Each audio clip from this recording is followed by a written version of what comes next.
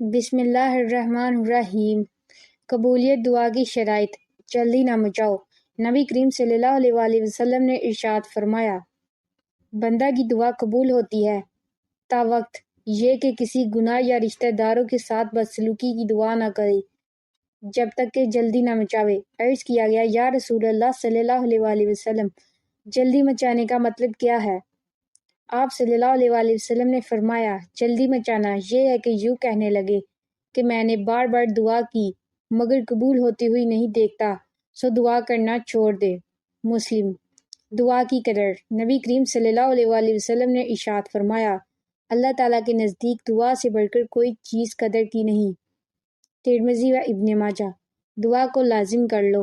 نبی کریم صلی اللہ علیہ وآلہ وسلم نے ارشاد فرمایا کہ دعا ہر چیز سے کام دیتی ہے، ایسی بلا سے بھی جو کہ نازل ہو چکی ہو اور ایسی بلا سے بھی جو کہ ابھی نازل نہیں ہوئی، سو اے بندگان خدا دعا کو پلہ باندھو۔ ترمذی و احمد۔ دعا نہ کرنے پر اللہ کی ناراضگی۔ نبی کریم صلی اللہ علیہ وآلہ وسلم نے ارشاد فرمایا، جو شخص اللہ تعالیٰ سے دعا نہیں کرتا اللہ تعالیٰ اس پر غصہ کرتا ہے۔ ترمذی۔ قبولیت کا یقین رکھو۔ نبی کریم صلی اللہ علیہ وآلہ وسلم نے ارشاد فرمایا، تم اللہ تعالیٰ سے ایسی حالت میں دعا کیا کرو کہ تم قبولیت کا یقین رکھا کرو، اور یہ جان رکھو کہ اللہ تعالیٰ غفلت سے بھرے دل سے دعا قبول نہیں کرتا۔ ترمذی۔ دعا کے 3 درجے۔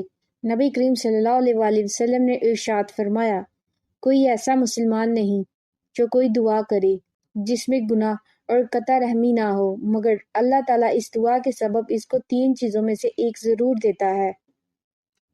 یا تو فی الحال وہی مانگی ہوئی چیز دے دیتا ہے، اور یا اس کو آخرت کے لیے ذخیرہ کر دیتا ہے، اور یا کوئی ایسی برائی اس سے ہٹا دیتا ہے۔ صحابہ رضی اللہ تعالیٰ عنہما نے عرض کیا کہ اس حالت میں تو ہم خوب کثرت سے دعا کیا کریں گے۔ آپ صلی اللہ علیہ وآلہ وسلم نے فرمایا، اللہ تعالیٰ کے یہاں اس سے بھی زیادہ عطا کی کثرت ہے۔ احمد۔ ہر چیز اللہ سے مانگو۔ نبی کریم صلی اللہ علیہ وآلہ وسلم نے ارشاد فرمایا کہ تم میں سے ہر شخص کو اپنے رب سے سب حاجتیں مانگنا چاہیے، اور ثابت کی روایت میں ہے کہ یہاں تک کہ اس سے نمک بھی مانگے اور جوتی کا تسمہ ٹوٹ جاوے وہ بھی اسی سے مانگے۔ ترمذی۔